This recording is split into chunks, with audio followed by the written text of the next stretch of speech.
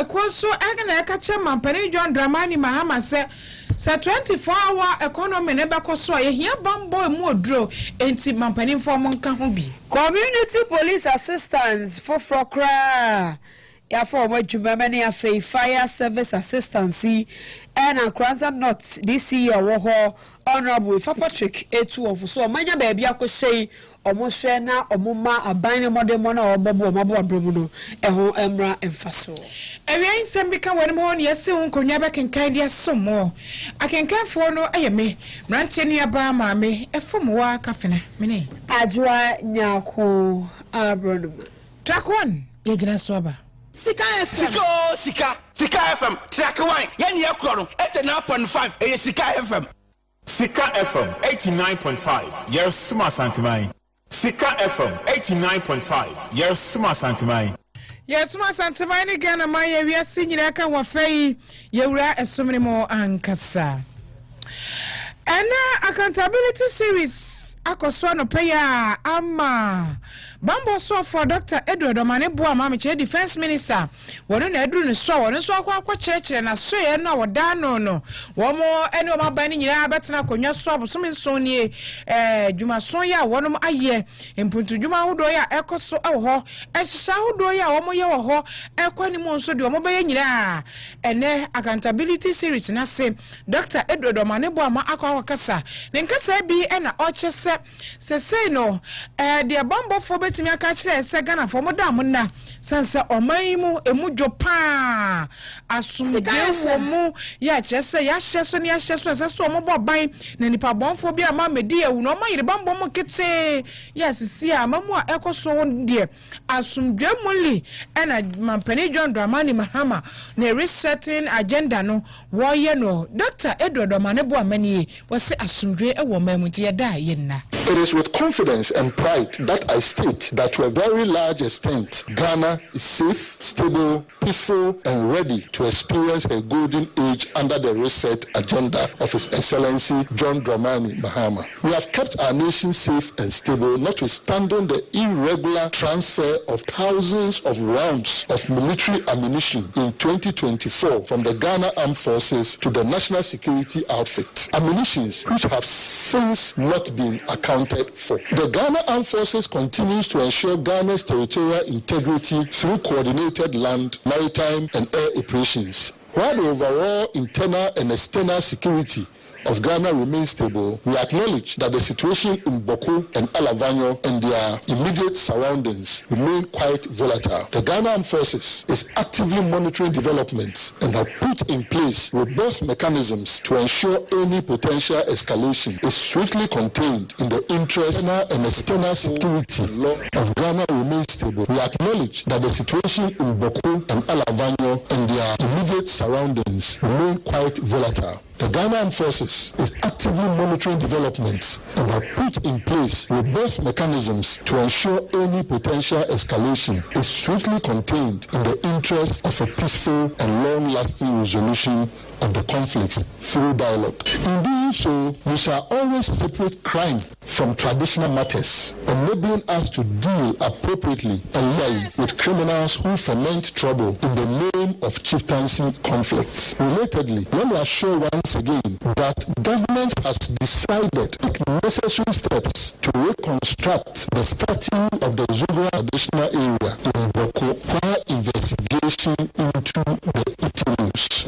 To address emerging security threats such as and terrorism, as well as other transnational threats, the Ghana Army embarked on a multinational military exercise aimed at enhancing the capacity of participating troops from various countries.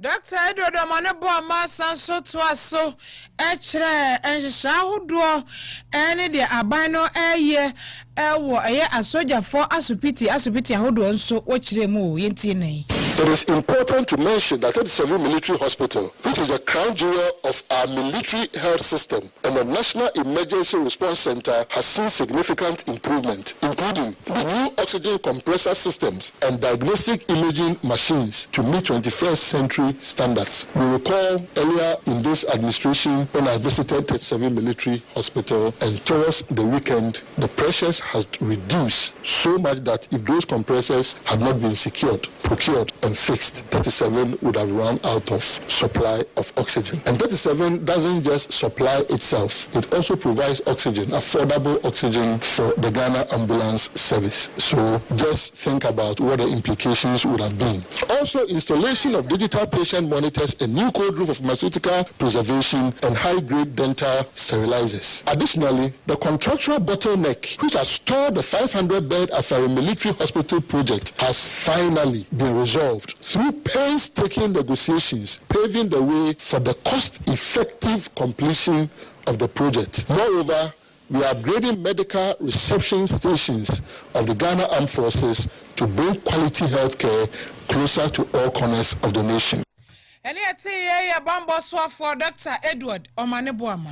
Yako MPP Amayoko no akache na wotu echamu ewie ye da memeda na Amayoko so ede wamo annual delegates conference so ewo enkran mantam no emu na eno na ene dan na bi ababonten Henry na naboche one ye national organizer dema Amayoko no ababonten abeda Amayoko ni delegates a wamo etu bata free Ghana nkura bata huduo nyina ene ntwia so eba ye ebe ka adwumade no ho ema national annual delegates conference 2024 ye no course course asomudwem na nabi se bibia ekoboko ewo conference ni so de panyifo pese ekono sa ene ko rit wa delegates ase so wo bibia so eye kama Henry na boache Yamadaruma, Yamina Vedana, Senipa Domse, Asia Fakon, every all the 16 regions, 276 constituencies, Eba, na Yamidoma Bedruboko, Ombedana, Nufiada, na Nemeneda, Ebedi Jumedi, na almost ever Kokudru, the anti-ating company via Kwakuduno, Yamina Danase, Inti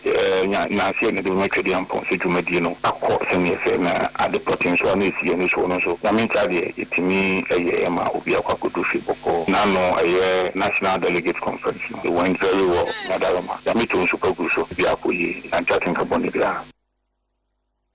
And I be year and was sick phobia so that I'm saying I didn't want a delegates conference. The Korea say no delegates or more delegates of your quonim and a West Stadium ni moi.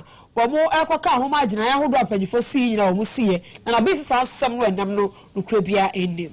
And yellow questions, so as I studied Moon now, the capacity me about 10,000. In fact, we did not even use it at all. There are both days in the not even a single soul.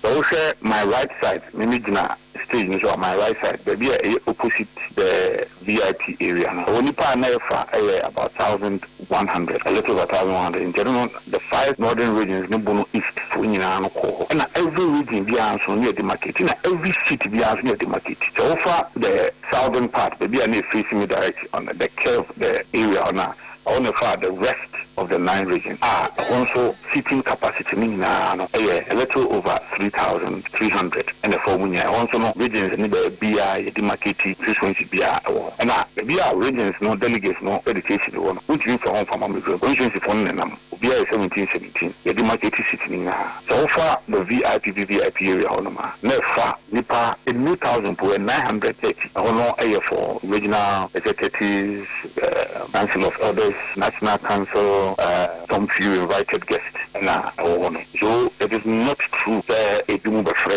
frame because my whole report to be a nipa over 10,000 about it cannot be because even as I said the north wing side on the entire area was closed so far a nipa close about 3,500 nobody sat there so how possible I think we've had a very successful conference any attempt by any individual Obama Jumediano in most people possible who were accredited to come in apart from all of these things we had OSHA and we have operations team we have security and things to maintain law and order. So it is not true. ebi mu ɛbɛfa mu ɛyɛ saa never. NATA National Organizer Duma MPP Amanyoko no Ra Henry Nana Boche. Yanto akasebo ne so na yengra nsamfo from wai. Na ene da won krata ne bi aba amane wo mo krata na anim twan. Sai Mahama mechira mampani John Dramani Mahama wabodi tirimu posa abato komisan. Boss wo pesa wo yina di. Na eno ana boafo sronko edema eye mampani abedi cheda da Dr. Haji Mahmudu Baumia Dennis Miracles abwaja ba chirichem de enti Dennis ba ene se krata nde so so Dr. Mahmudu Baumia ena aka ana Dennis ya ba na Dennis chire se oh na za de ndi da ho azedu nkati akura ba ba kasa abato komisa yenyina di o chese wuko NDC Amanyoko ni ma fiti mampani John Dramani Mahama so Amanyoko no mpanifo a edie ni mo national regional constituency efom hompo do mo do friend branch efom ofo nyina from kran to kran wo mo nyina pese abato commission boss omo yina di enti we no nya dia eye nsuma emu asama ye ka ye kyan no kohwe ba bia na ekota ba bi kana woten dabi eda hono ma obie ni made na eda hosa obie so sa na eda hono mo sa se NDC Amanyoko ni nyina da ya mampani John Dramani Mahama ka ho wo mo nyina hyehyɛ abato komisan wo mo be pam no yentie Dennis aka nyina odo aka sa waka ne director of elections omane bo amaka 2 weeks ago there on TV the national chairman of the NDC the mosquito also be the to ekaya and the Texas asemu dey say nyina say gale di akwa edun wachi so why na dey so nya obeye sa so ka chief justice dey ya oye you say professor na commission dey to waka dey chief justice dey na aba we so nyama mienu obie ni wa obetibiri nsa atene electoral commission so our 2024 elections na we police for free and I keep insisting say analyze elections india say analyze the best electoral commission ko police no o say the course 2024 elections na police for ko problem am ko sama party no be 10 ECD kakrebi se ko abato ablekuma not na say basa ye ba ye ko bo ha komsi na ye den the ko electoral commission problem ade na me no ka say obi an free IGP mo no mpamo no na ye ka say e be pamo electoral commission because the course ablekuma not no say electoral commission o say ntina make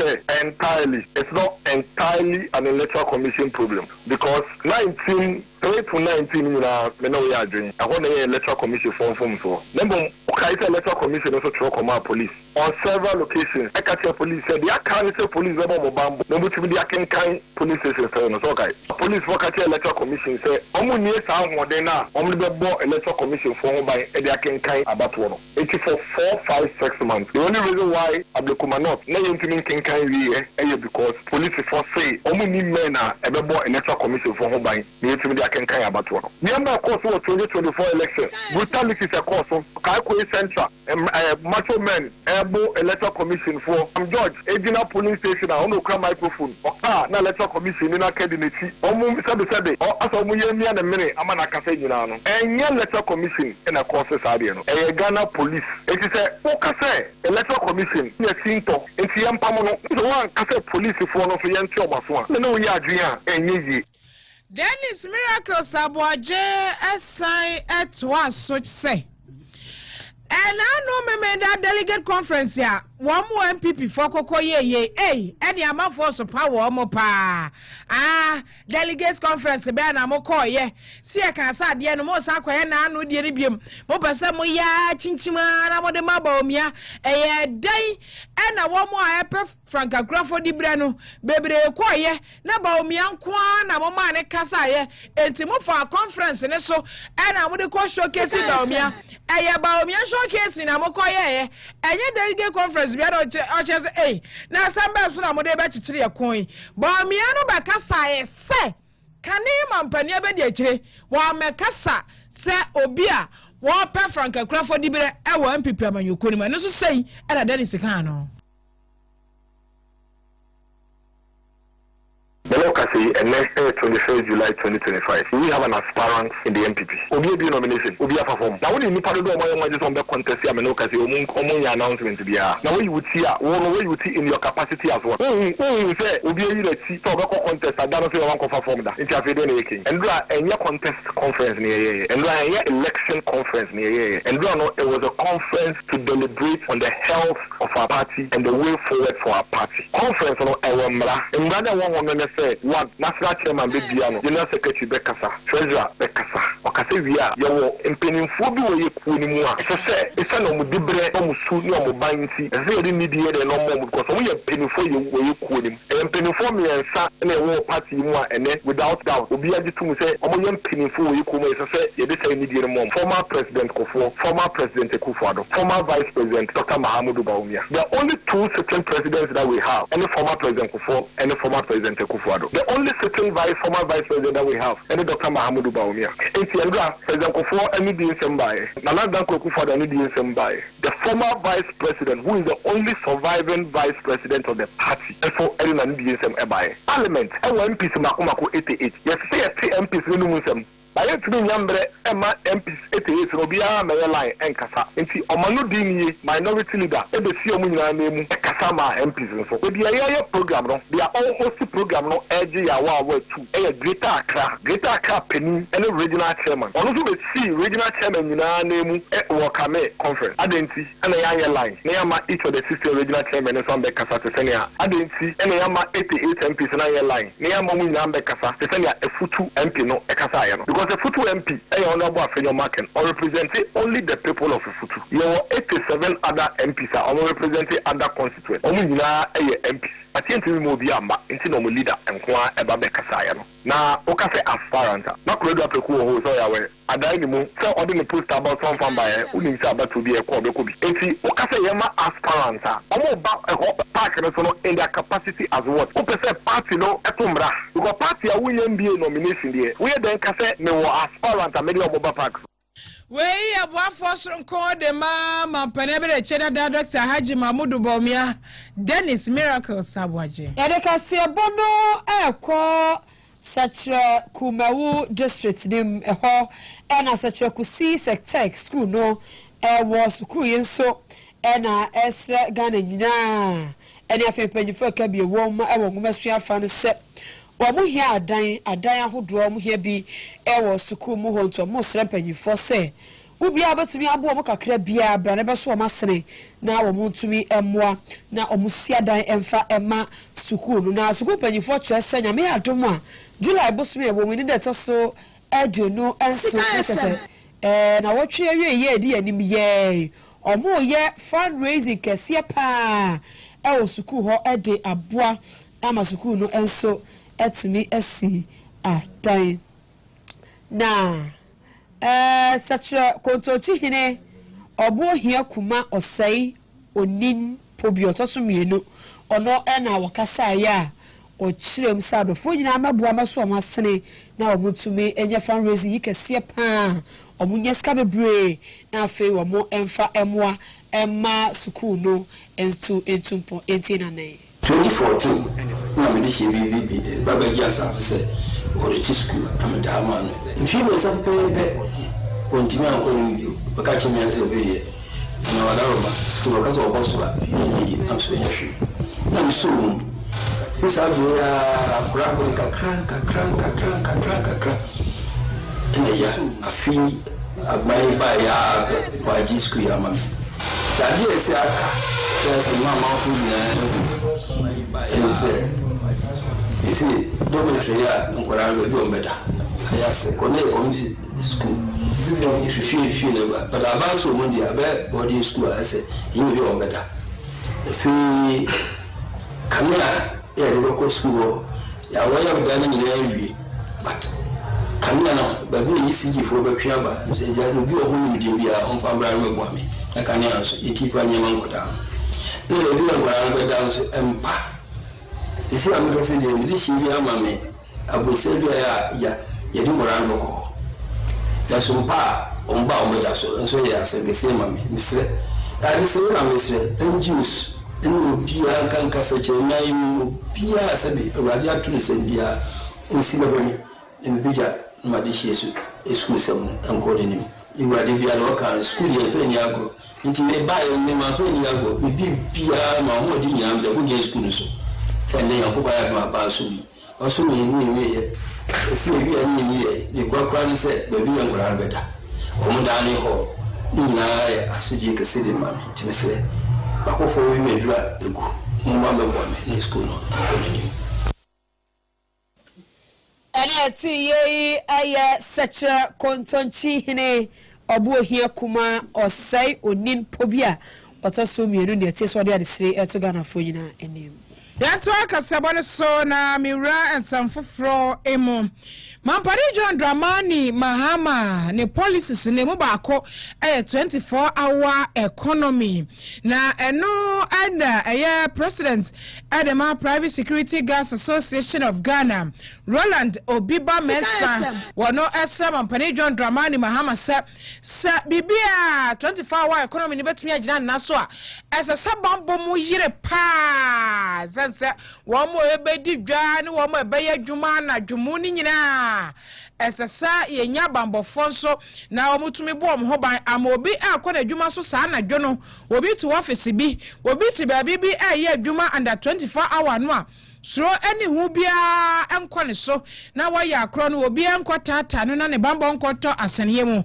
na president yi kyese ewom se Ghana post for hodi ne so enye baabia no mbetimi edro entinka mampani Emfa private security guards for emfa enshe 24-hour economy ni musa de baya omonso ebetimi aboa awo bambo afem wabra enyira ne aban no person 24-hour economy no etumi ekonenim no yentie obiba mensan sade wode adesere no eto mampani John Dramani Mahama enimoi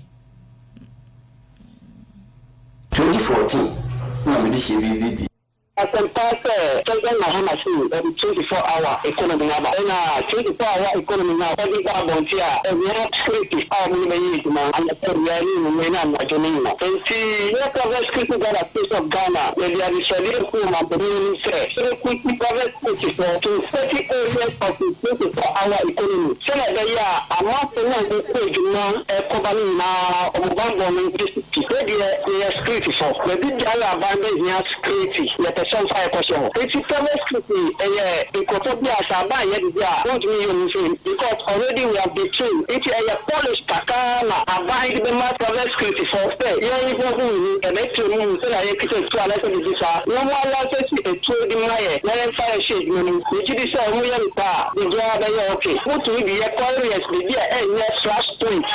To me, Basabasa, I shall not some fire because here you get to the semi culture all private security guards not there. No, a criminal cases and I say corruption cases. They are to be another the channel you need to know the city. When you did say, and check with the public number. Any a president Adema Private Security Guards Association of Ghana or Roland Obiba Mensa.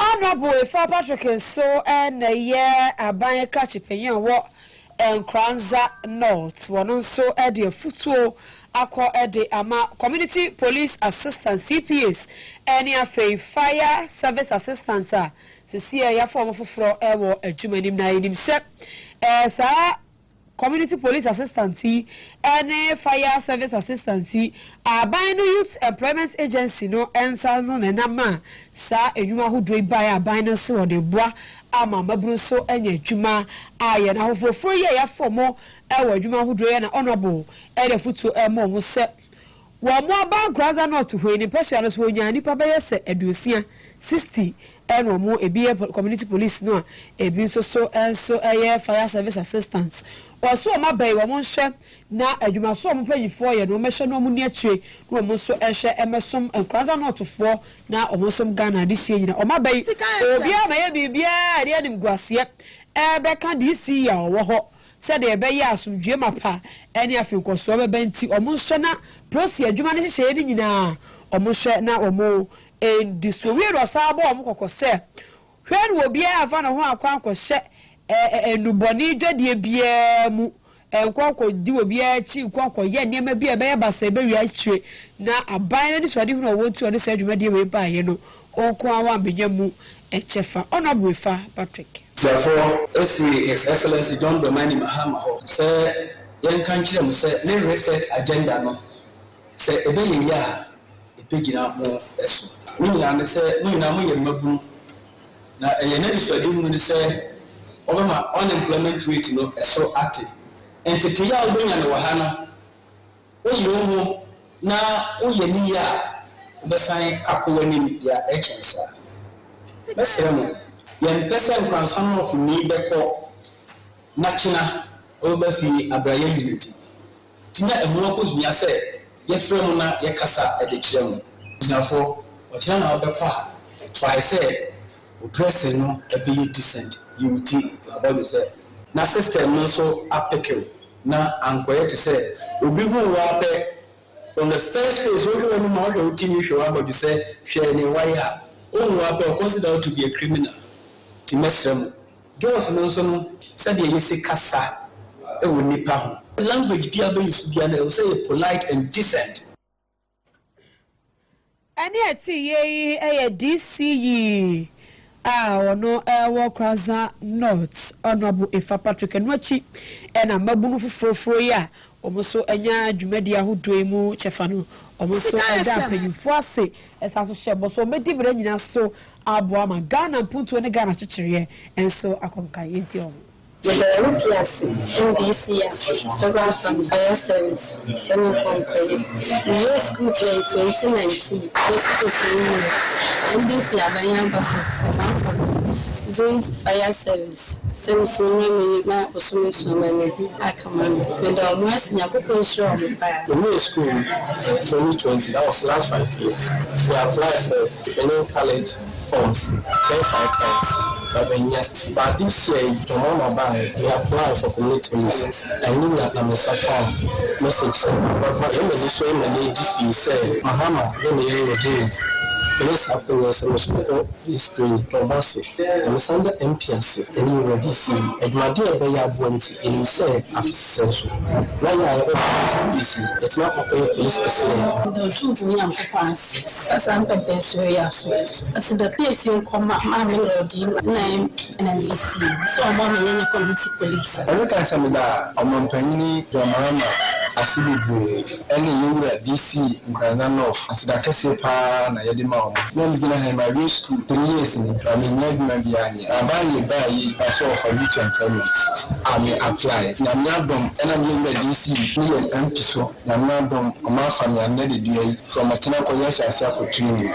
You don't want to see me, I'm sure to the real school 2 years. You are a buy, and what, so why you as we have a family, if you but you are by because there's no man you are safe this and this the woman among the ani ati ye mabunu a wo Kraza North abaton pesia so a omo anya kwanya omo besom ye mayi ebi koye community police assistance ebi so koye fire service assistance ye so omo so eda panyifo ase wa kwanya omo de ama wo mu na braba mi akwan na wiai kasebo ye DAC Facebook ne so keke di Africa so wo share tanso na odo etama wono so hwe every tatale eno se Ghana for here se NPP beba back to power 2028 eno so odo etama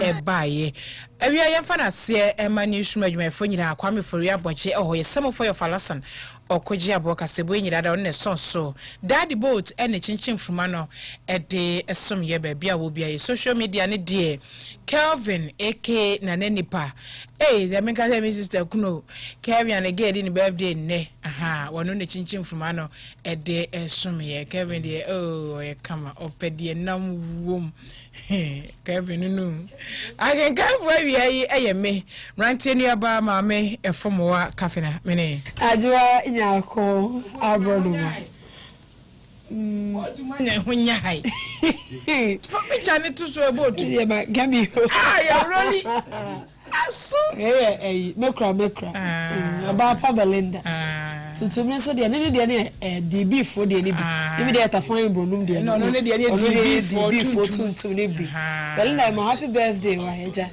yes one is Sikka FM osi ya ni anka o Belinda da se da bia onya ne ya bra o ya ne bell what you say happy birthday love of my life of our brother's life our brother ne love ne o ntia da se pa o heri ye pa kama ya mi shira juma na so so ye mo bango bango na ya twa na wan fa nti Belinda weda wo juma ne ba yo amo happy birthday to you nyankopon shira